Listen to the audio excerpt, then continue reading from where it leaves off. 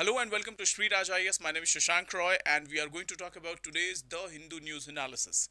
Today is 19th of April and we are here with selective articles of the Hindu News Analysis. So this is the logo of Sri Raj IS and this is a food for thought.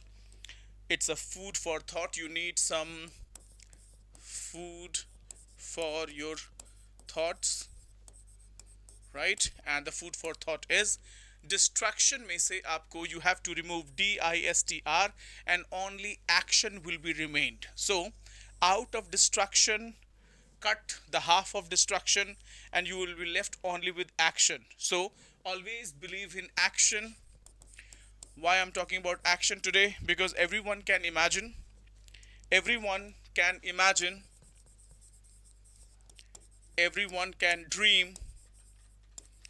everyone can aspire, but who will succeed? Everyone can imagine, everyone can dream, and everyone can aspire, but only those will succeed who know how to execute.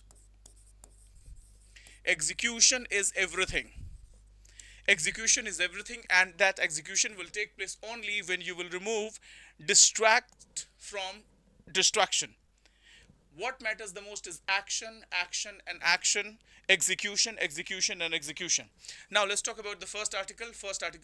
This section will be known as foreign affairs or world affairs from now onwards.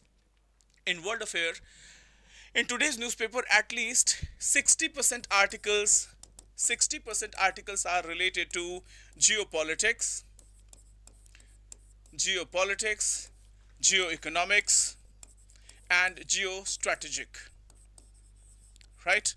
60% of the articles of the Hindu newspapers are related to geopolitics, economics, and strategic, and they are centered around Iran USA ceasefire. Iran USA ceasefire. Few articles are related to Israel's attack on Lebanon, and then statements by different European countries and their heads of the state or head of the government. So we have clubbed all those articles in one single chapter. So let me take you through those articles which were published in The Hindu and related to Iran and USA ceasefire. So here it is. Trump sending VP JD Vance to Pakistan for Iran talks on Saturday, White House. So I will suggest you to evaluate this particular thing because Pakistan is playing the role of mediation. Pakistan is playing the role of mediation. So, should it be a lost opportunity? Should it be a lost opportunity for Pakistan? Sorry, a lost opportunity for India? Or India is losing its stature as a global peacemaker, or negotiator?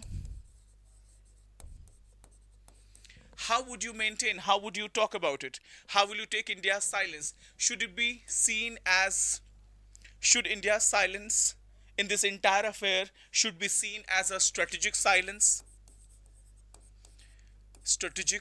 of India? Because India do not want to be dragged into any issues. India wants to do a balancing in India is doing a balancing act. So would you call it a strategic silence? Why in Pakistan is playing the role of mediation and India is not coming forward to take this lead? So just think about it. Next article is Iran attacked Kuwait, UAE after strikes on its oil facilities, state TV says. So Iran attacked in this entire affair, in this entire US Iran war. Iran attacked US allies in the region. So read about Middle East with Shia Sunni divide angle. Shia Sunni divide angle, right? You will have some greater clarity. We will cover this topic later on. Now, this article says fragile US Iran truce kicks in, and this was on the front page. The second article is coming from sub editorial,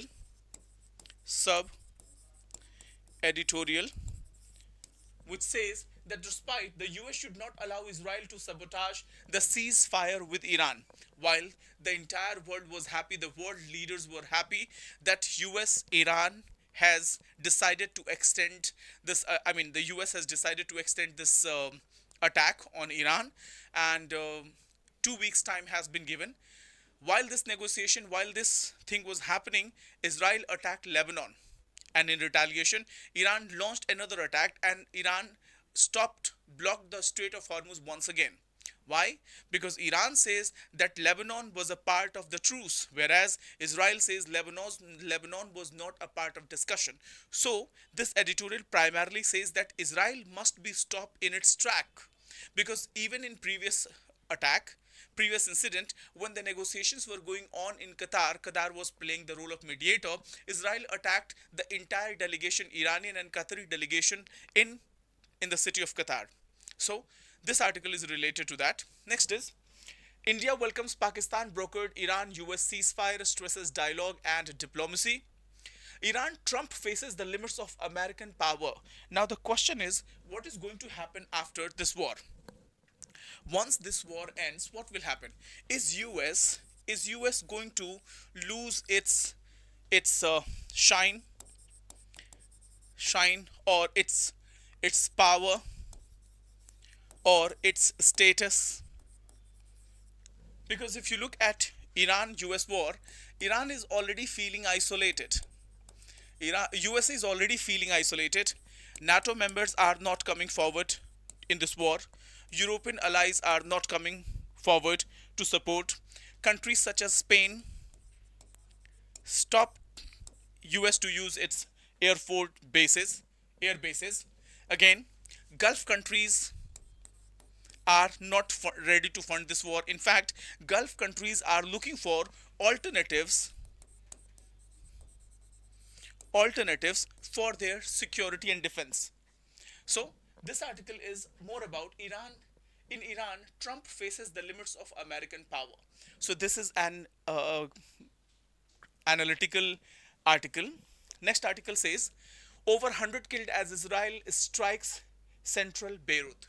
So if you see the entire trajectory, if you see the chronology, you will find that even when US agrees to go for some kind of negotiation or deal or ceasefire, Israel plays the spoil sport.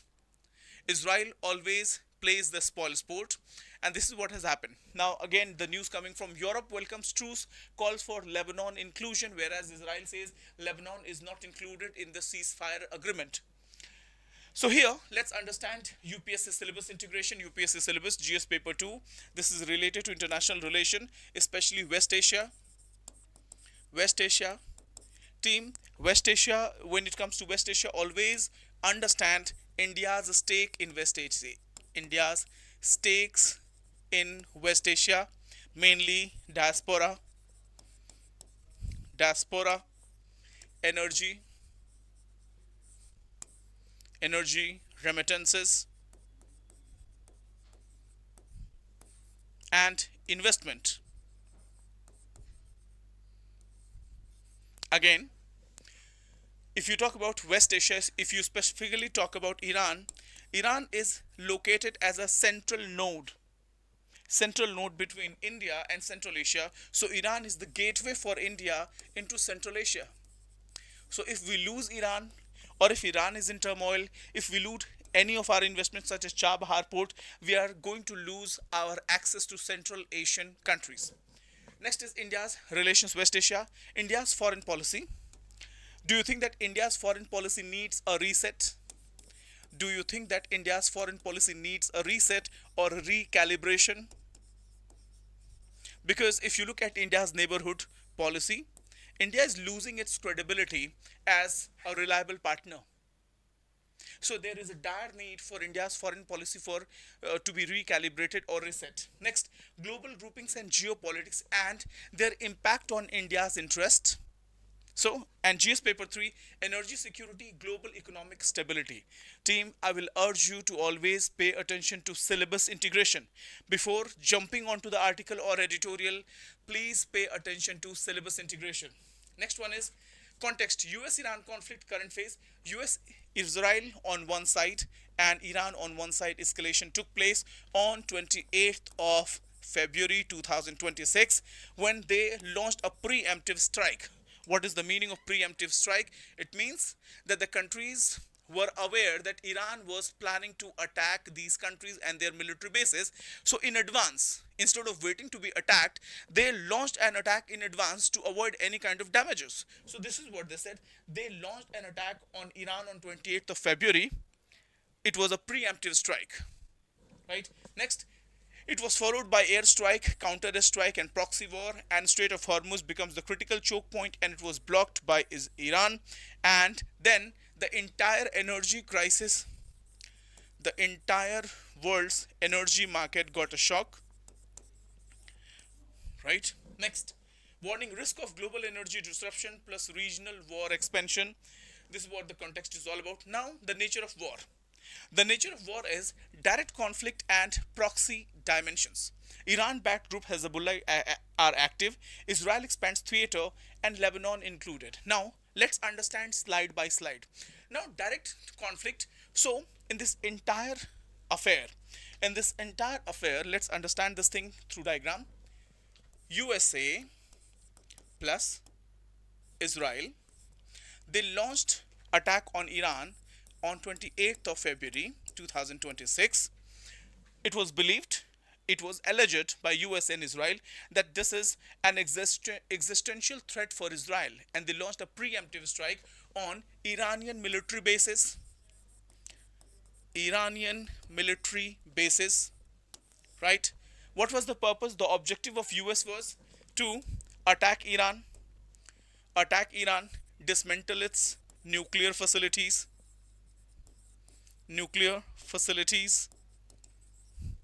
destroy its navy so that they do not have attacking capabilities, destroy its supply chain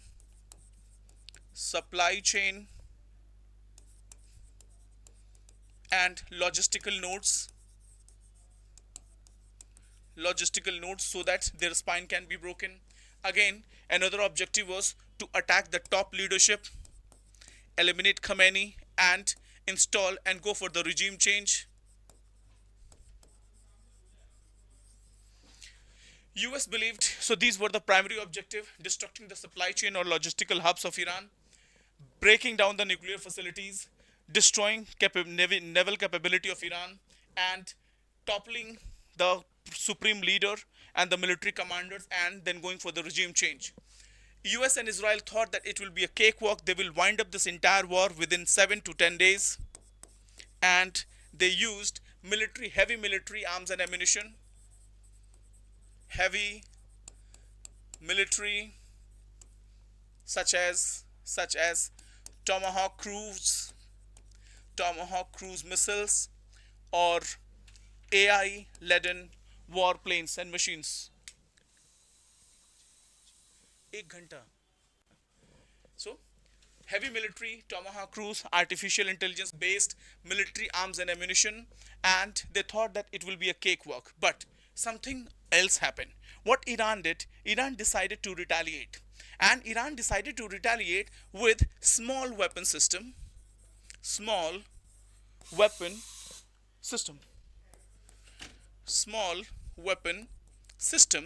such as drones. I'll go to the next page. So this is the diagram. When you look at USA used heavy machines,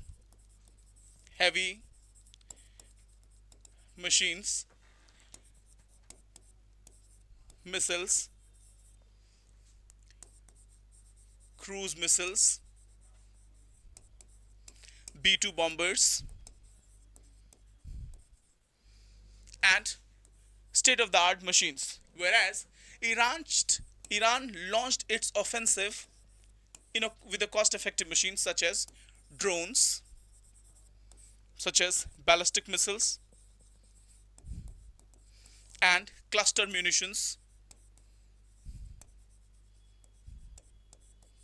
So, while per second it was costing $11,000 per second for USA, it was costing per second few $1,000s for Iran.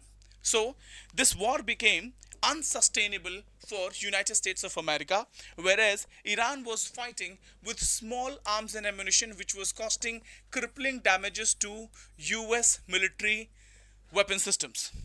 There was another thing. Iran also launched attack on US military bases in Middle East,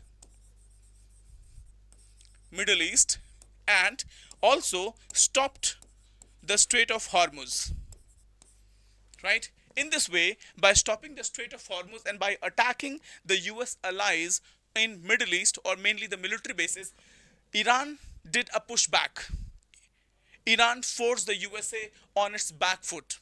Not only military bases in Middle East, in fact, Israel was heavily attacked by Iranian ballistic missiles, drones, and loiter munitions. The attack was so grave, the attack was so sharp that Iron Dome of Israel completely collapsed. In this way, US started feeling the pinch of this war. Though Donald Trump was saying that he is winning this war, Iran is pleading, Iran is on its knees, we will send Iran to the Stone Age, or a civilization is about to end. But the reality is something different. Apart from this cost effective weapon system, and there was one more thing that was working for Iran, Iran was fighting with the help of proxies. Iran was fighting with the help of proxies, and this proxies is known as axis of resistance.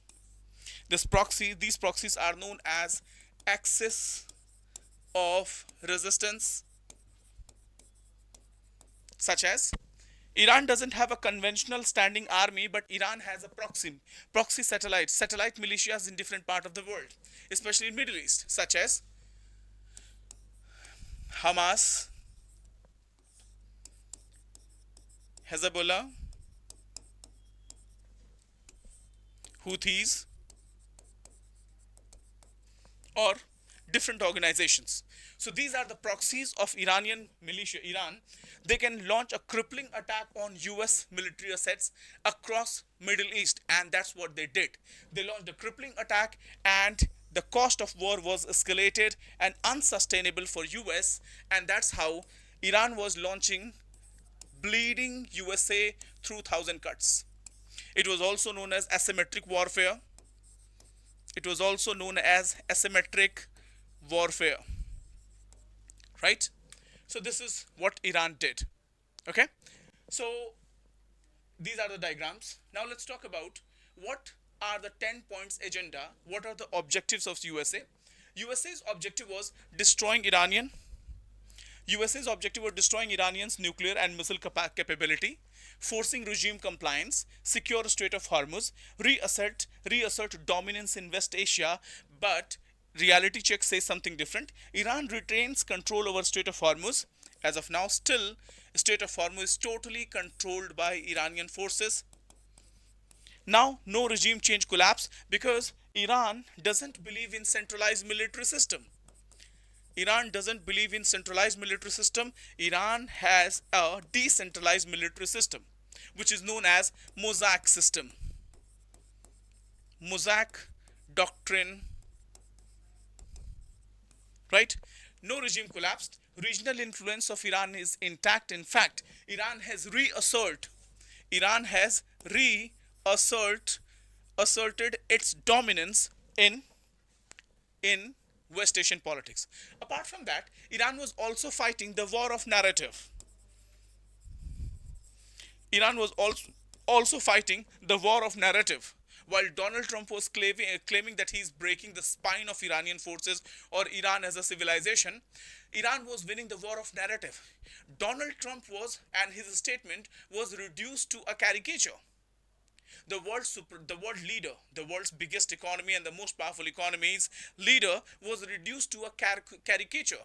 He was criticized, he was lampooned, he was caricatured. So Iran also, apart from launching crippling attack on US allies and US assets in Middle East, Iran was also winning the war of narrative, which created a problem for Donald Trump. So here it is, reality check. Iran retains control over Strait, no regime collapse, regional influence of Iran intact, and US credibility weakened. Next is Iran's strategy. Why Iran succeeded in pushing US on its back foot? The first is asymmetric warfare and proxies, which I've already explained. Different different proxies working in Middle East. Asymmetric warfare, while USA was fighting with the heavy arms and ammunition, per missile launch were costing USA $3 million, whereas Iran was launching a drone, and this drone can be built, Sahel drones can be built only with few $1,000s. Next is targeting US bases indirectly, leveraging geography. So geography blessed Iran in this entire war, and geography always played a critical role in warfare. Now, economic pressure via oil routes. When Strait of Hormuz, when Strait or by blocking Strait of Hormuz, by blocking the Strait of Hormuz, what Iran did? Iran created a crippling cripple. Iran created a ripple in India, in the world's energy market. The oil prices started surging, and majority of the countries Southeast Asia became energy insecure. So here it is. So Iran leveraged control of Strait of Hormuz and ability to disrupt global supply chain. Next is, look at this one. This is the mapping of Iran's Strait of Hormuz. While this communication was going on, Iran also threatened that they will also block Bab el Mandeb, which is an important choke point connecting Indian Ocean region with Red Sea and then to Suez Canal. So by blocking the entire Strait of Hormuz, Iran put a pressure on international global oil market. At the same time, Iran also gave a hint that they will also block the Strait of Bab el Mandeb. Why and how Iran can block the Strait of Bab el Mandeb? Because if you pay attention to the satellite militia of Iran are spread across entire West Asia. They spread across entire West Asia, and Yemeni Houthis are sitting here. Yemeni Houthis are sitting here. Earlier, they attacked Saudi Riyadh's national oil company with the help of drones, and the 50% of the production was collapsed of Saudi Arabia. So Houthis are in a capacity to launch a crippling attack and stop these shipping oil. So this was another step taken by Iran. Again, Strait of Hormuz. Now, Strait of Hormuz, the game changer. Geography plays a critical role in a country's development or underdevelopment. So, 20% of the global oil passes through Strait of Hormuz. Any disruption will lead to oil shock, and it will lead to global inflation and supply chain crisis. And you can see the pinch. You can feel the pinch of oil price rise. Now, ceasefire. What has been agreed? What are the core demand of USA Iran? Temporary two-week ceasefire has been enacted. The talks are based on Iran's 10-point proposal, whereas US 15-point framework. Iran demands 10 points to be considered, whereas US is asking Iran to accept this 15-point ceasefire plan. Now we have to see that what is going to happen in the next 2 weeks. I hope so, and I pray that some kind of solution or agreement is reaching. Now, key terms. What about this entire ceasefire? Iran allows safe passage in Hormuz. Now, safe passage is not a complete word. Safe passage means it will be still in control of Iran. Next, US pauses airstrike. Now, de-escalation across fronts. Talks mediation by Pakistan, and next phase will be diplomatic negotiation, but we are not sure. What if Israel launched its attack once again while negotiation is taking place? So Israel is not a trustworthy ally. Now, what are the limitations? Ceasefire may be fragile and partial. Why? Because Israel and Hezbollah conflict is continued. Israel-Hamas ceasefire is continued. Lebanon is not fully included, while Iran says that Lebanon must be included in this entire ceasefire agreement, whereas Israel is not ready to accept. And that's why Israel launched an attack on Lebanon. Violation already reported. So the ceasefire agreement, there is a doubt. There is a doubt that within the next 14 days, the world might arrive at a conclusion. Now, global response, what Europe says. Europe supports ceasefire, calls for Lebanon's inclusion in this entire ceasefire, and emphasis on long-term settlement. whereas India supports diplomacy and de-escalation and focuses on energy security and trade via Hormuz. What is India's priority? India wants to maintain a balancing act between the West Asia, its interest in West Asia and the USA. So India's priority is stable West Asia and uninterrupted oil supply for its market and country. Now, what are the critical risks? The critical risks are ceasefire might break down because there is a high level of trust deficit between USA and Iran. Why? Because if you look at the joint comprehensive agreement related to the nuclear power, right? Iran agreed to bring down its uranium enrichment program, but despite agreeing, USA attacked Iran and Iran was put under severe crippling sanctions. So, ceasefire breakdown because there is a trust deficit between these two countries, especially because of the Israel.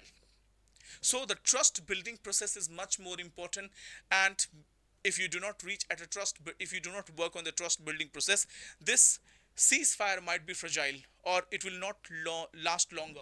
Next is regional spillover. Lebanon, Gulf states involved if Israel is not tamed, if Israel is not controlled, and if Israel will keep on attacking Lebanon, this Iran might not agree with that. Next, energy shock. Oil supply will be disrupted till the time this matter is not resolved. Now, proxy escalation, non-state actors may intensify attacks. So the responsibility is on both sides. On US side, US must bridge the gap. There's a huge trust deficit between Iranian regime and the US regime. At the same time, Iran must be tamed and controlled by USA not to attack people or the proxies of Iran while negotiation is under discussion. At the same time, proxies must be controlled by Iran, so it's a double responsibility. Now, what are the key analytics? US military superiority is not a strategic victory. Iran's geography plus proxies is a strategic resilience. While this war has made USA realize the limitation of conventional warfare, right? Being a military big army or being the world superpower does not guarantee you success in the rapid changing of military landscape. At the same time, Iran's geography and proxies makes it resilient for the attack to bear the attack by USA. And here, modern wars are asymmetric and economic and geographical as well. Now, this is the mind map. US-Iran conflict. Team, this is the mind map. US-Iran conflict is related to military plus proxy warfare. Then again, Strait of Hormuz, global energy impact, the ceasefire talk, 15 points of USA versus 10 points of Iran, fragile peace risk because of the state and non-state actors. Now, India and Europe's response. This is all we've covered. Now, UPSC may come up with a model question, and that question be like this. The US-Iran conflict highlights the limits of conventional military power in a geopolitically interconnected world. Discuss. The US-Iran conflict highlights the limits of conventional military power in a geopolitically interconnected world. So, you can do the answer writing. Start with brief introduction about conflict and ceasefire, such as the Russia. What are the outcomes of USA Iran war? What have we learned? Body, US objective versus outcomes. What we have learned. What was the outcome? Iran's asymmetric strategy with the drones, ballistic missiles, and loiter munitions. Role of Strait of Hormuz as a leverage, geographical leverage. Global and regional implication, because by controlling Strait of Hormuz, you are controlling oil supply, and in fact you are not controlling oil supply, you are disrupting oil supply. And the fragility of ceasefire if there is a too much gap, there is too much of trust deficit. So start your answer writing with this, right? Conclude your remarks with need diplomacy over military escalations. So this is how this entire article was covered. I hope you enjoyed that through diagrams and through memory maps. I will start with another article, another editorial, which was published in today's The Hindu newspaper. And this editorial is a wonderfully written editorial. India's textile crisis, heat wave versus jobs. 45 million jobs at risk. And this is how the article looks like. The thermal cost of India's textile surge. Article is written by Ms. Banerjee and Mr. Bose. And this article is about India's textile sector and the climate change. Before we start this editorial, let me take you through different news articles. We have taken the image, we have taken the screenshots of what various newspapers published in different articles and magazines to put things into perspective. Before we start this editorial, let's have a look at it.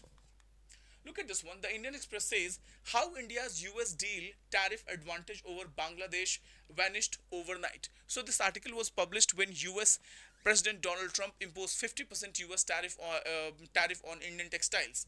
So at that point in time, everyone discussed about the tariff and related impact on employment, because India is one of the important. India earns a lot of money. India earns around 2.5 billion dollars of revenue from textile industry, right? So how India's US deal tariff advantage over Bangladesh vanished overnight. Next article says India US deal to have Bangladesh style zero duty textile access provisions, says Goel. So in this article we discussed about textile sector. Even in this article we are talking about textile sector, but the discussion is centered around the tariff, right? Nobody is discussing about the textile industries and related challenges, especially in the context of climate change. Next article says textile sector should scale up to gain from market access of 465 billion via FTAs, says Union Minister Giriraj Singh. Now comes, so till this stage, we discussed everything that was related to textile sector, textile sector, and tariffs, right? Nobody spoke about employment related issues, employment generation in textile sector, or the schemes launch or challenges faced by these people. Everyone spoke about only tariff. Now comes the climate related angle. The Hindu published an article, Summer heat and oil shock raises concern of India's energy demand. So if there is energy shock, if there is an oil shock, all the industries, all the sectors of economy will be impacted, be it textile sector, be it labor sector, be it any sector. Next is India suffered income loss of $15 billion in key sectors due to extreme heat. Have we calculated? Have we discussed? Or have we started discussing about the climate change and its impact of Indian economy, sectors of Indian economy, especially agriculture? Because in North Indian belts at least, the heat wave continues for 30 days. And who is bearing the brunt of heat? Especially people who are working, who are a part of unorganized sector. India's 90% of India's labor force is, 90% of India's labor force is involved in unorganized sector. Out of that unorganized sector, 45% are involved in agriculture sector, and they are the one who are going to bear the brunt. So how come heat wave is related to economic productivity? Do you think that heat wave is costing economy in GDP terms every year? So this article says India suffered income loss of 150 billion in key sectors due to extreme heat in 2021. Next, urban heat rising factor than expected in Indian cities. This was published in Global Climate Risk. Urban heat is rising. We have discussed about urban heat islands. Now, this is related to urban heat is rising faster than expected in Indian cities. Next is climate policy. Financing India's heat resilience. How can we make our urban areas, how can we make our urban centers heat resilience? How to make our urban centers heat resilience, because if you do not make urban centers heat resilient, it is going to impact the productivity. It will lead to loss of life. Next is, this article says the heat tax, India's rising economic burden at 45 degrees Celsius. Again, UPSC, there was a Mumbai Climate Week, and this article is related to that rising urban heat could cut India's GDP by 2.5%. Banks and industry warn ahead of Mumbai Climate Week. Team, have a look at it. Rising urban heat could cut India's GDP by 2.5%. So what is the cost, what is the price we are going to pay in terms of economic losses due to climate change? And this editorial is related to climate change and its impact on textile sector and what actions can be taken. If you look at UPSC prelims question, UPSC prelims 2025 question was related to 2025 UPSC prelims. The question was, the World Bank warned that India could become one of the first places where wet bulb temperature routinely exceed 35 degrees Celsius. If the temperature is going beyond 30 degrees Celsius, your efficiency will be compromised. Your productivity will be compromised. Just imagine about those people who are working in factories, who are the street hawkers, who are who are employed, who are having a thela or rehdi in an urban area, right? Or the people who are working in agriculture fields. So, wet bulb temperature routinely exceed 35 degrees Celsius. Which of the following statement best reflects the implication of the above said report? Peninsular India will most likely suffer from flooding, tropical cyclone, and droughts. The survival of animals, including humans, will be affected as shedding of their body heat through perspiration becomes difficult. So, which among the following is the right answer? If you look at the second statement, it's not only the human's life will be impacted, it's also the animal's life. So, again, if you look at UPSC Mains 2025, UPSC Mains 2025 GS paper 3 talks about elaborate the scope of significance of supply chain management of agriculture commodities in India. So, here, textile related supply chain, the question related to textile related supply chain may come. It is not directly related to editorial. Here, discuss the rationale of production linked incentive scheme. What are its achievements? In what way we can function? Can the functioning and outcome of the scheme be improved? Production linked incentive. Can we apply production linked incentive, especially in heat management? In heat management, especially in MSME sector, especially in unorganized sector, right? Think about it. Now, UPSC editorial analysis, the thermal cost of India's textile surge. Now, before we proceed, let's understand Indian economy, different sectors of Indian economy, and labor force involved, and its contribution to GDP. Only then we'll be able to understand this editorial in a right way. So, if you look at primary sector contribute 18% to the GDP, and at least 42 to 45% of the people involved in agriculture sector. So, primary sector is primarily agriculture. Out of India's 100% labor force, 42 to 45% people involved in agriculture, and they contribute 18% to the GDP. Now, this is the population which is the most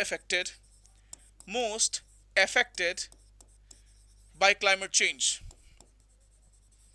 Climate change, such as heat wave, flooding, or any other incidences. Now, secondary industry is 25% of the labor force is involved in industry, contributes 28% to the GDP. Again, this sector is also badly impacted, 25%. So total 70%. Now the third one is tertiary sectors, service sector. 30% of India's labor force is involved in service sector, contributes 54% to the economy. So now primarily primary and secondary sector of Indian economy is going to face the problems related to climate change and heat.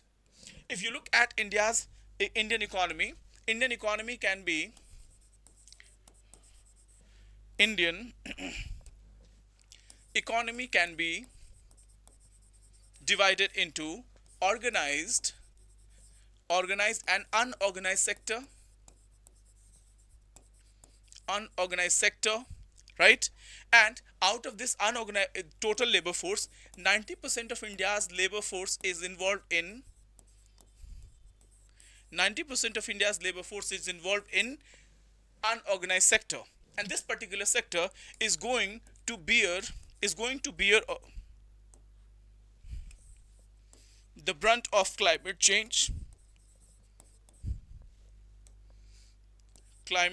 change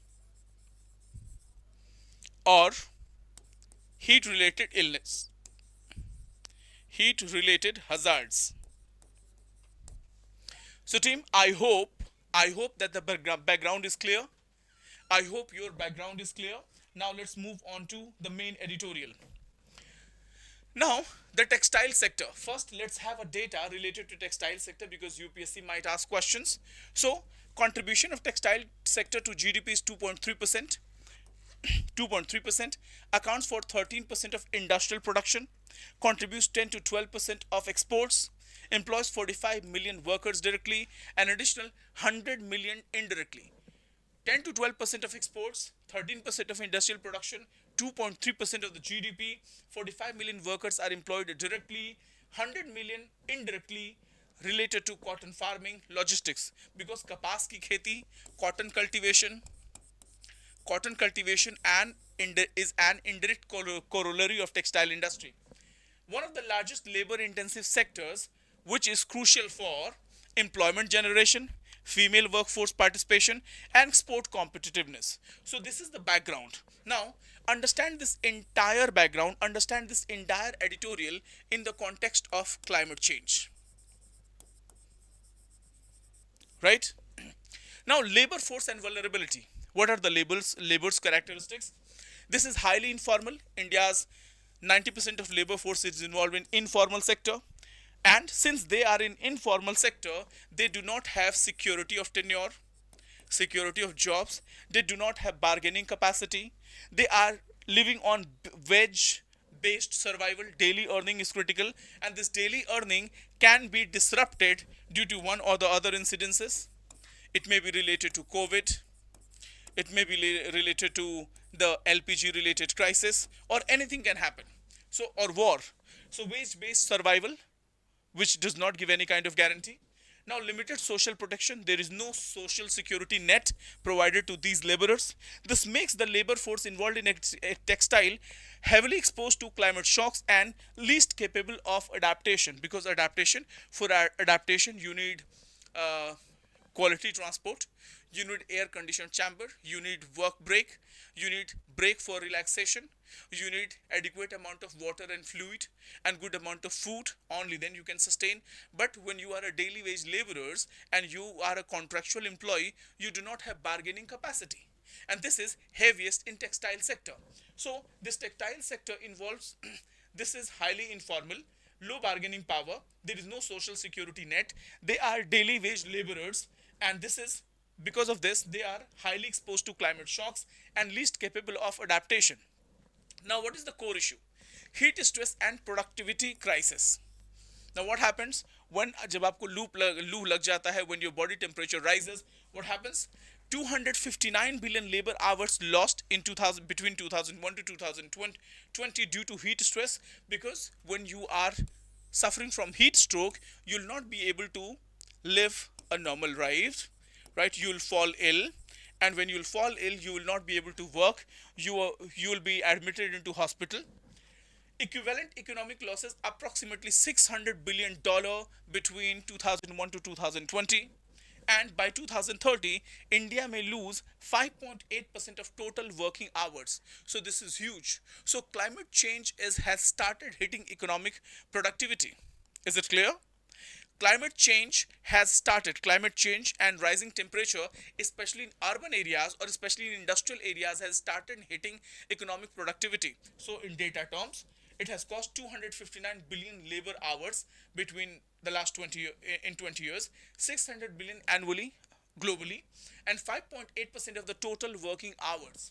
Next is mechanism of loss. This is the example of we females deployed in textile sectors such as Tirupur. So here, mechanism of loss, how the productivity is being lost. Rising temperature, when the temperature is rising, you won't be able to work peacefully for a longer hours. Reduced human work capacity, shorter working hours, lower output, and supply chain disruption. Team, try and understand, read this again. Rising temperature, when the temperature will rise, you will start feeling suffocated, you will sweat more, your productivity will come down. Next, reduced working human capacity. Your productivity will be lost by 20% or 30% if the temperature goes beyond 35%. If your bodily temperature goes beyond 35%. Shorter working hours, you won't be able to work for 10 hours, 12 hours. Lower output, your productivity will be compromised, and supply chain will be disrupted because of the labor shortage, or since the heat is too much, you cannot perform. because even not only humans, machinery will also come to halt because excessive heat. It's not only related to textile sector, it's also related to micro, small and medium enterprises. Now, scientific threshold, safe working threshold is 30 degrees Celsius.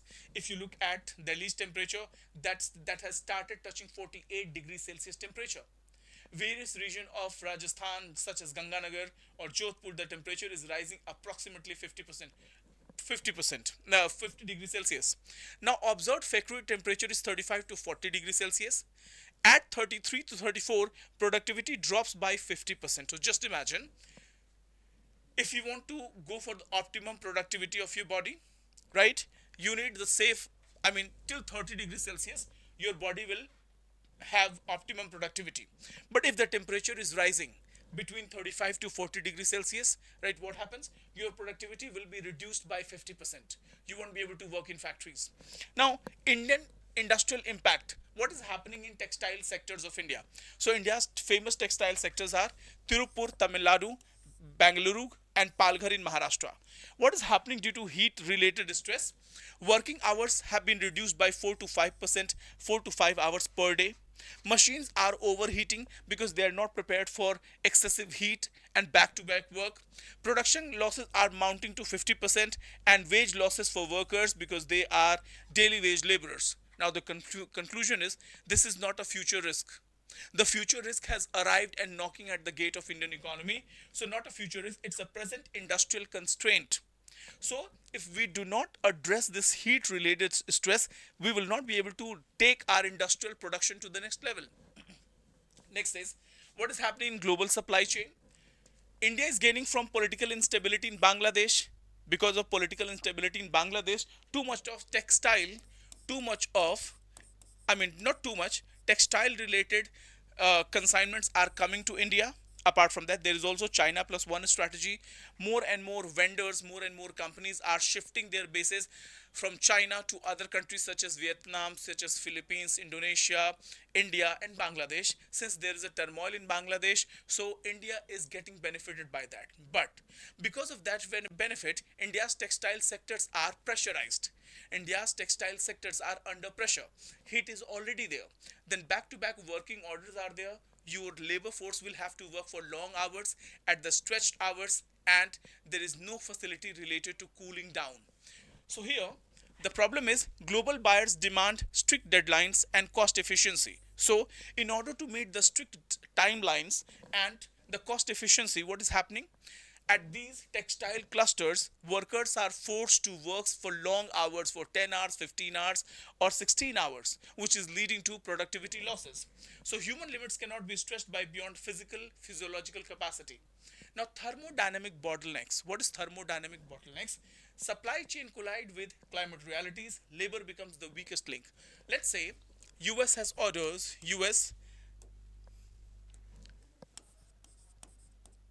Levi's Jeans has ordered 1 billion pieces, 1 billion pieces of jeans, right? And this order was received in Tirupur. So what will happen?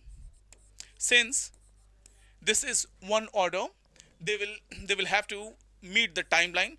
They will push their workers to work for long hours, but the question is also related to heat stress. What is the condition of the factory? How is the cooling system? Is there a proper break for fluid, proper break for water, proper break for rest and recovery? Only then these orders can be done. Even if you complete the order, you may end up losing your workforce because of excessive heat. So thermodynamic bottleneck is going to be one of the biggest obstacle in India's economic productivity. Now, supply chain trap. Now, global brands are approaching Indian companies. Global brands are approaching Indian factory owners. Why? Because Indian factory owners, Indian companies are cost effective, cost effective because of cheaper labor, because of cheaper labor. They will give order. We have enough informal workers. But because of these offers and strict timelines and demand from the foreign countries, what will happen? There will be wage cut, there will be health risk and job insecurity because these daily wage laborers doesn't have social security net. Now, what is evidence? Look at COVID-19 example. 2.8 billion orders got cancelled and 1.2 million workers affected because of this shock. Millions and millions of people have started going migrating. There was a reverse migration because of which supply chain got disrupted. People were not available to work, right? So what, 2.8 billion orders cancelled, 1.2 million workers got affected. In the same way, the textile supply chain is very vulnerable for any kind of disruption. It may be COVID, it may be war, it may be excessive heat. So this article is particularly talking about supply chain disruption due to climate change and rising heat. Next is the key conceptual takeaway. Heat stress will lead to economic and biological constraints. It is not just environmental, it's about labor issues as well. And it is not just a labor problem, it's a structural productivity crisis. This is a structural productivity crisis. It means that India's unorganized sector,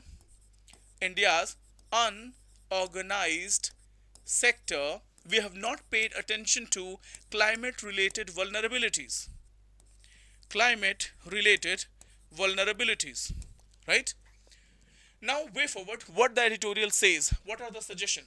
It suggests that recognize heat stress as an economic risk, integrate heat related illness in industrial policy, trade agreements, and climate projections as well.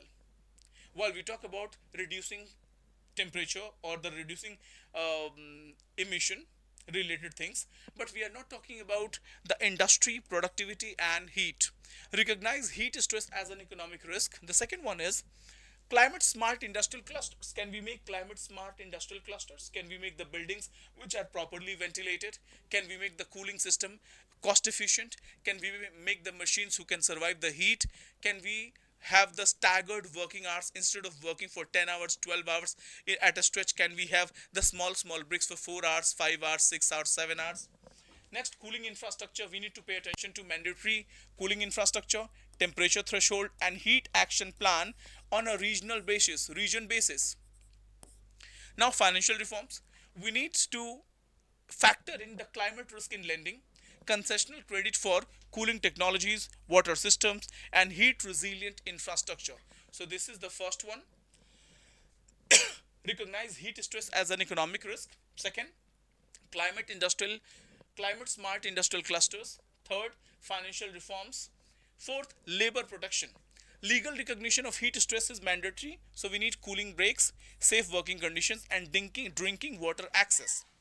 We also need innovation and push, research and development in heat resilient cotton, wearable cooling technologies. We can have the wearing technologies so that we can identify that whether what is the temperature of our body. If our clothes are not climate friendly, we may feel suffocated and our body temperature might rise. Next is energy efficient machinery. So this is innovation and push, heat resilient cotton, wearable cooling technology, energy efficient machinery. Now, responsibility of global players as well. They must give fair pricing, flexible deadlines, and shared adaptation cost while having a contract with any of the vendors. What this is the UPSC syllabus integration, and the final conclusion is India's textile growth is colliding with its climate reality. If ignored, productivity will collapse, worker distress will take place, supply chain instability will take place, and if we succeed in addressing these issues, it will lead to sustainable manufacturing, resilient export, and inclusive growth.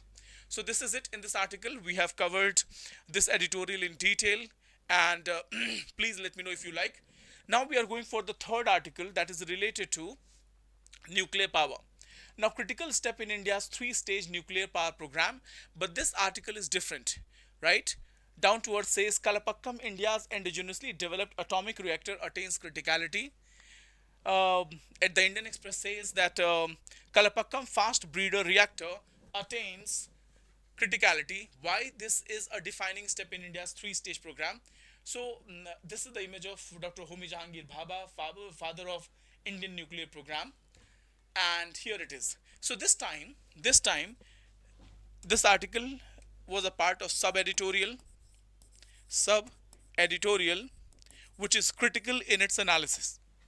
While the sub editorial is appreciating India's achievement in its three-stage nuclear power program, it is also criticizing it is also criticizing and raising justified question, legitimate question about its efficiency in India's energy security roadmap.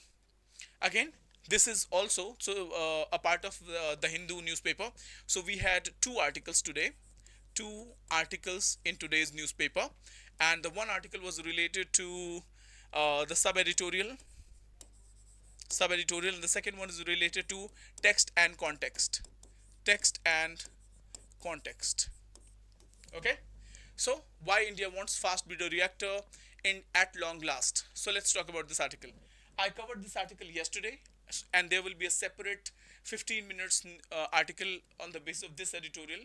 Um, it will be uploaded today itself. Now, before we proceed further, let's talk about certain questions asked by UPSC in UPSC Mains, and that is related to India's energy security. Have a look at it. The fusion energy program in India has steadily evolved over the past few decades. Mention India's contribution to the International Fusion Energy Project, International Thermonuclear Experimental Reactor. What will be the implication of the success of this project for the future of global energy? So, energy security or energy is always at the center of UPSC mains and prelims questions. So this time, so UPSC prelims, this was a mains question. There was another question. How can India achieve energy independence through clean technology? Underline clean technology and energy independence. Clean technology and energy independence by 2047. How can biotechnology can play a crucial role in this endeavor?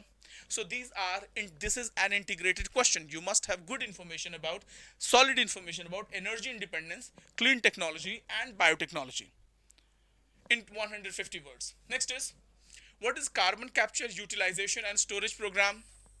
What is carbon capture, utilization and storage program? What is the potential role of CCUS in tackling climate change? So you can see that UPSC has asked detailed questions related to energy security.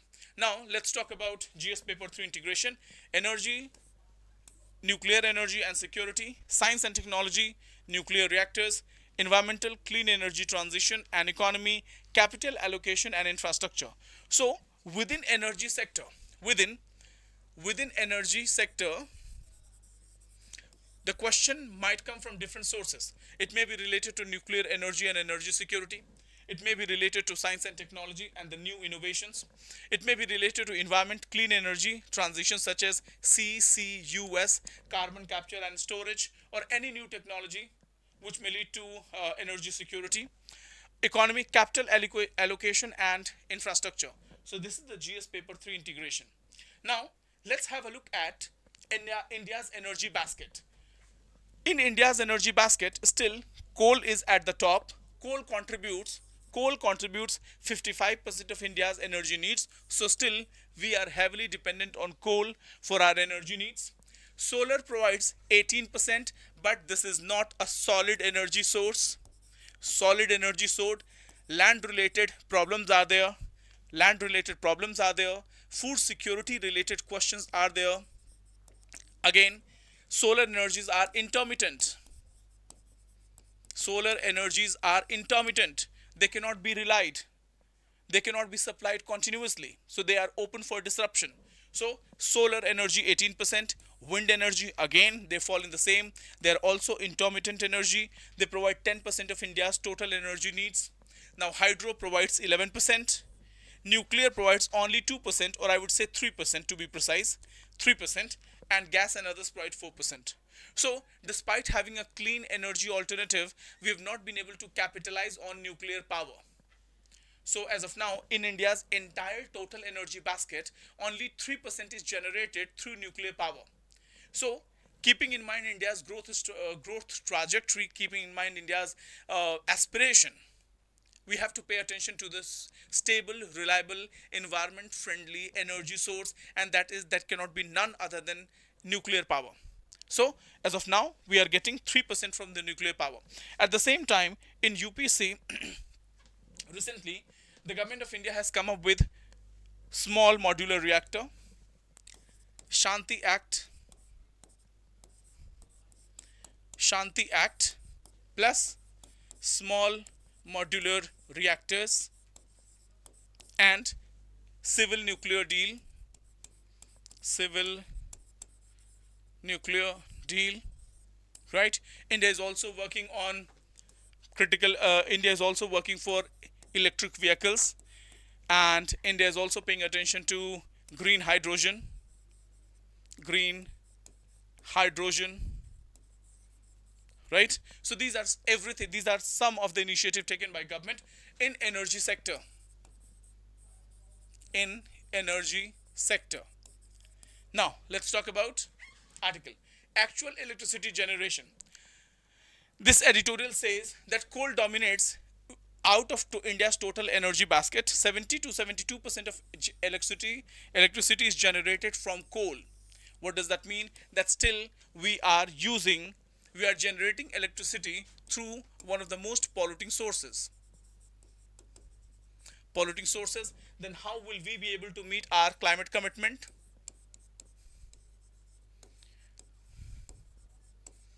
Climate commitment. Renewables growing but intermittent. We cannot rely on solar and wind power for our industrial needs. Nuclear is stable but limited, only 3% out of total energy basket. So what do we need to do? We need to expand the energy generated from nuclear power. So India is still coal dependent but transitioning. So we are transitioning through clean technology and green technology. Now context, why is this editorial now? India's prototype fast breeder reactor Kalpakkam achieves its criticality. Now, Parliamentary Standing Committee has given its report that the initial cost was 8,800 crore, but it was delayed by 16 years and the cost escalated twice. The initial cost was 8,800 crore, but it ended up being 16,000 or 17,000 crore, and it was delayed by 16 years, so we should not be happy. The question was why it got delayed. So the matter is related to governance. The matter is related to governance, right?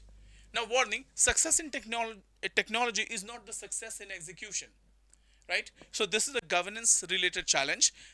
Parliamentary Standing Committee has criticized Government of India that while the cost was only 8818 crore, it was delayed by 16 years, because of which cost got escalated.